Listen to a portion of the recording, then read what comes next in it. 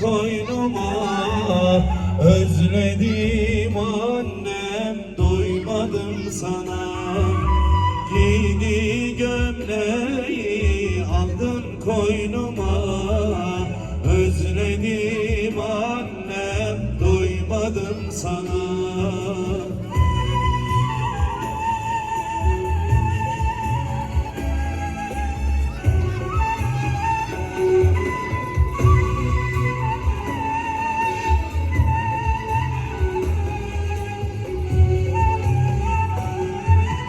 Yavrum canım diyerek büyüttün beni, ninniler söyleyip uyuttun beni. Geceleri kalkıp doyurdun beni. Her zaman annem, ararım seni. Geceleri kalkıp doyurdun beni. Her zaman annem, ararım seni.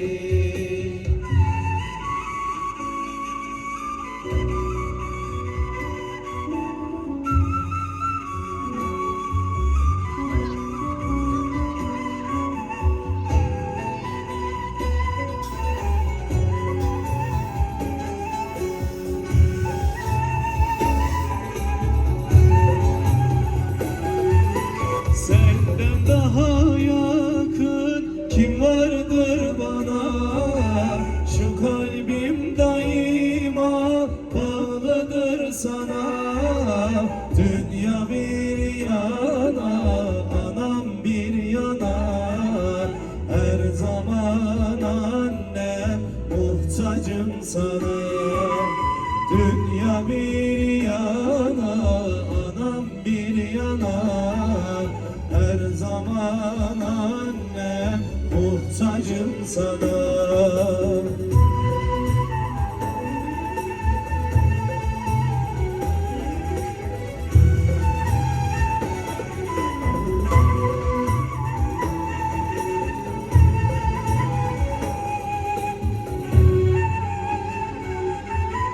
Annelerin hakkı çoktur ödenmez. Sayfalarca yazsam yine tükenmez.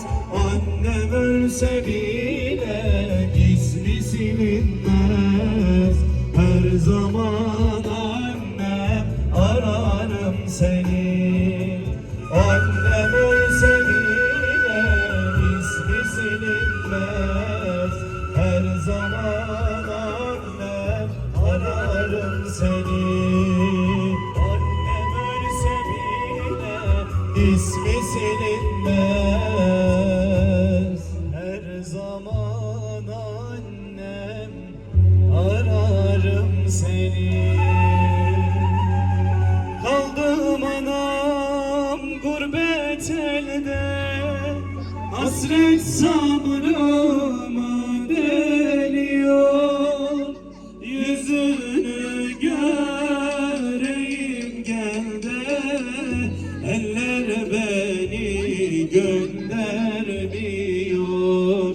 Yüzünü göreyim gel de, eller beni göndermiyor. Nerede bir yolcuyu görsem, aklıma sığınan geliyor. Ben ne zaman bir of çeksem, hatırıma anam geliyor.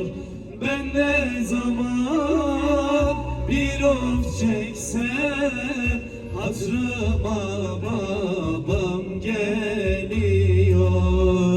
Kızım diyor, gözüm diyor, ağlama sus kuzum diyor. Kızım diyor, gözüm diyor, ağlama sus kuzum diyor.